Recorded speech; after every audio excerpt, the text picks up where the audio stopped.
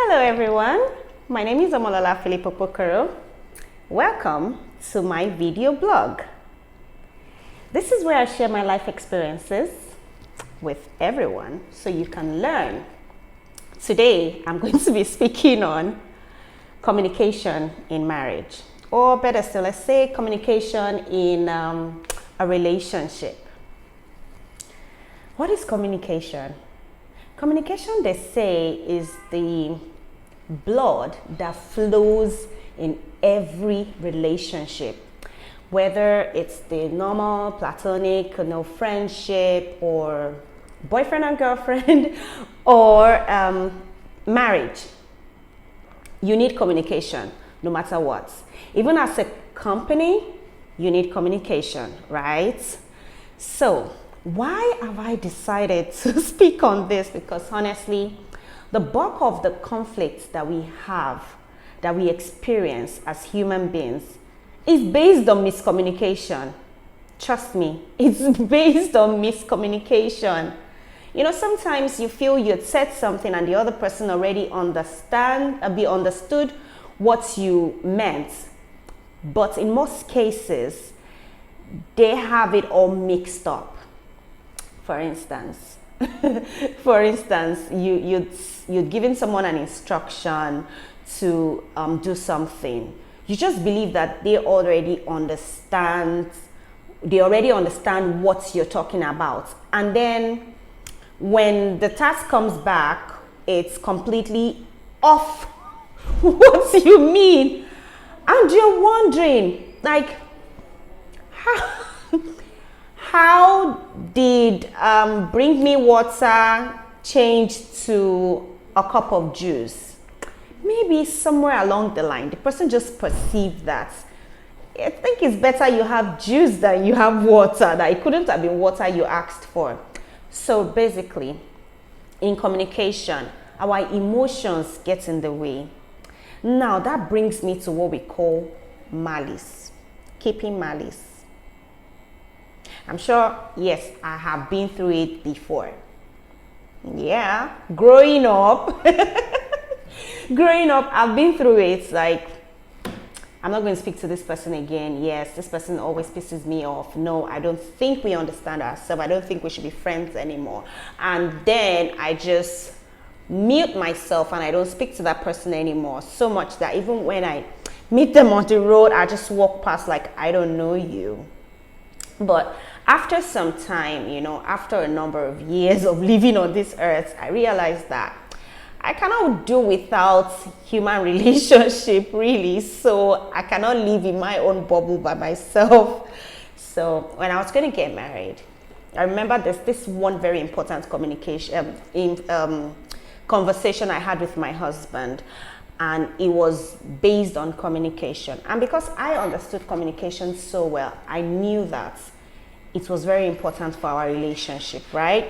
So here's what my husband said to me. He said, no matter what we go through, no matter what it is at all, no matter what the argument is all about, no matter, I'm trying to, just, put it in a better way. Like, no matter what the argument is all about, fight is all about, one thing, he just wants me to know that he doesn't want the sun to go down on our anger. Meaning, if we get angry in the evening, before morning, you better find a way to resolve it and talk about it. And it's all about communication. You have to be able to speak about whatever is making you angry. If not, you're going to just become a very bitter person. And everybody thinks you're just horrible. So I've experienced growing up. My parents, having quarrels and all of that. And my mom wakes up the next morning, makes him breakfast. Guess what? My dad will not eat the food. And then we're wondering, is he not hungry? He will sit down there and be like, he's not eating. Like, that's where we will know that, okay, they are having their own moments, But then it's actually not a good thing. So this is something myself and my husband has practiced now for It's going to be 9 years. It's going to be 9 years next month, which is June 30th. So we've been practicing it so far, so good.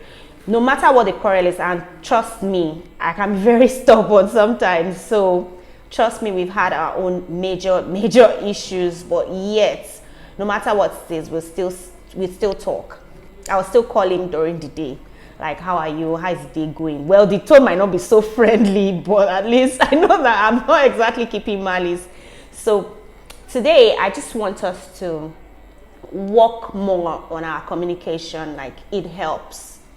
No matter what it is, God forbid anything happening, you know, your spouse both of you can be angry at each other, and your spouse storms out of the house. And truly, let me just share this experience with you. So there's this day, we were just about, I think, 2 years in our marriage, and so my husband had really annoyed me that morning, and I was really angry, and I told him we need to really talk about this, which is the whole communication thing.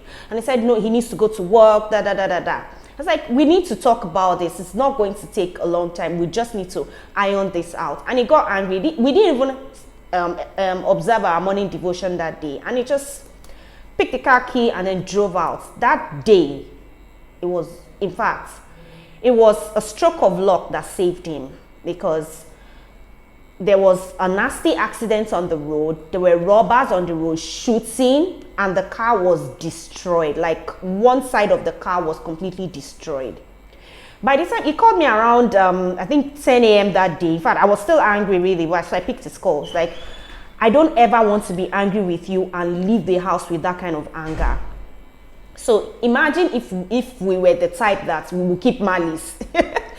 So because of the malice, may not even speak to me, like to tell me what happened or whatever. But basically, just communication is what helps you to resolve whatever conflict it is.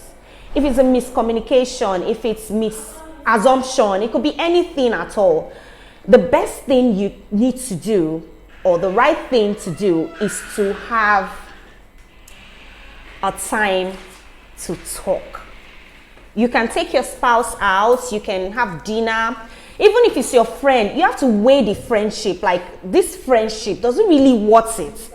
If you check the worth of the friendship against what it will cost you to continue to stay angry or mad at that person, by the time you weigh the advantages and disadvantages, you will realize that the disadvantages, is lower than the advantages. So it's better for you to resolve whatever issues. There's no issue in this world that cannot be resolved. And you sit down amicably and state your mind. I don't like this thing you do. I hate it. And trust me, I had a friend of mine for 2 years. Honestly, I wasn't exactly keeping malice with her.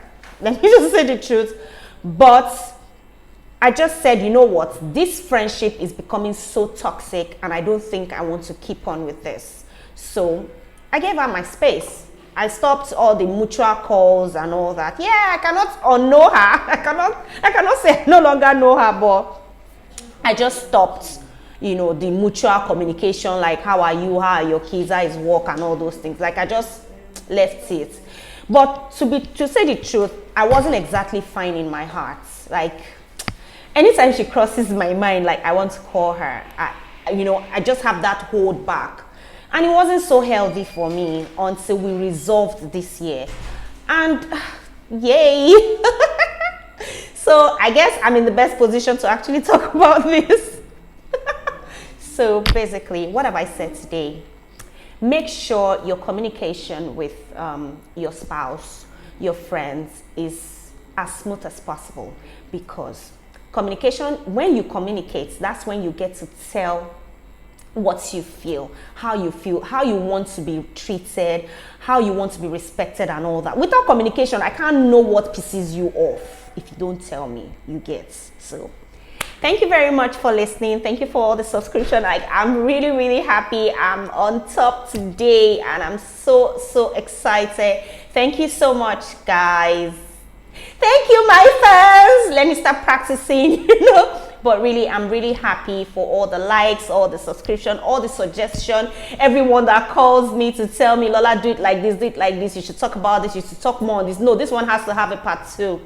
I'm really grateful. Thank you so much and have a wonderful, wonderful day. Bye.